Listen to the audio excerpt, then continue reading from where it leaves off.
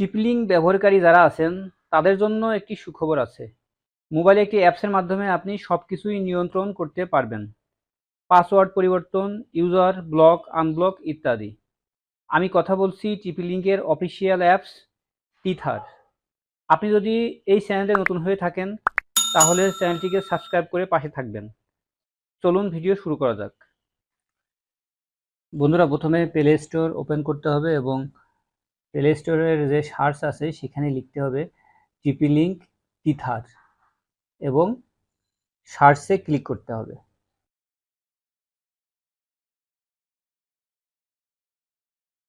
টিপলিংক tether নামে একটি software দেখাবে প্লে স্টোরে এবং এখান থেকে ইনস্টলে ক্লিক করতে হবে। ইনস্টল হয়ে গেলে ওপেনের উপর ক্লিক করতে হবে। একটি নোটিফিকেশন আসবে, এটা অ্যালাউ করে দিতে হবে। দুটো চেকমার্ক বক্স থাকবে এখানে, দুইটাই আপনি চেকমার্ক করে দিবেন এবং কন্টিনিউ এর উপরে ক্লিক করবেন। আমি ক্লিক করে দিচ্ছি।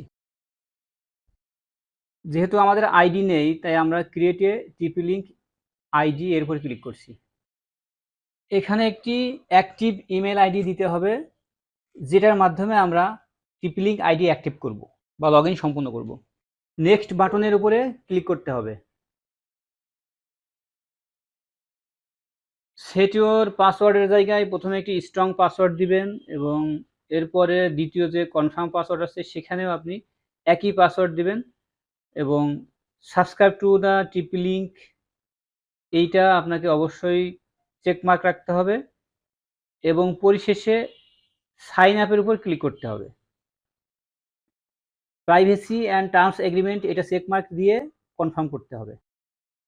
অ্যাক্টিভেট অ্যান্ড লগ ইন এর উপরে ক্লিক করতে হবে। লগ ইনের সময় আমরা একটি ইমেল আইডি দিয়েছিলাম, সেই ইমেল আইডিতে প্রবেশ করব যেখানে টিপলিংকের ওয়েবসাইট থেকে একটি মেল আসবে এবং সেটা অ্যাক্টিভেশনের জন্য তার উপরে ক্লিক করব এবং এখানে লেখা থাকবে ক্লিক টু ফিনিশ রেজিস্ট্রেশন। এরপর ক্লিক করলে আমাদের অ্যাক্টিভেশন সম্পূর্ণ হবে এবং অ্যাক্টিভেশন সাকসিডেড একটি মেসেজ আসবে এবং নিচে লেখা থাকবে কনগ্রাচুলেশনস, তার মানে আমাদের আইডিটি ক্রিয়েট সম্পূর্ণ হয়েছে। আমরা পুনরায় টিথার অ্যাপ ওপেন করব এবং এখান থেকে আমাদেরকে আইডি এবং পাসওয়ার্ড দিয়ে লগ ইন করতে হবে। এখান থেকে টার্ন অন ফিঙ্গারপ্রিন্টে ক্লিক করব এবং turn on two step verification এর উপর ক্লিক করব। ওকেতে ক্লিক করব এবং এখানে আমাদের যে রাউটারটি আছে সেইটা টিথার অ্যাপসে শো করবে এবং এর উপরে ক্লিক করতে হবে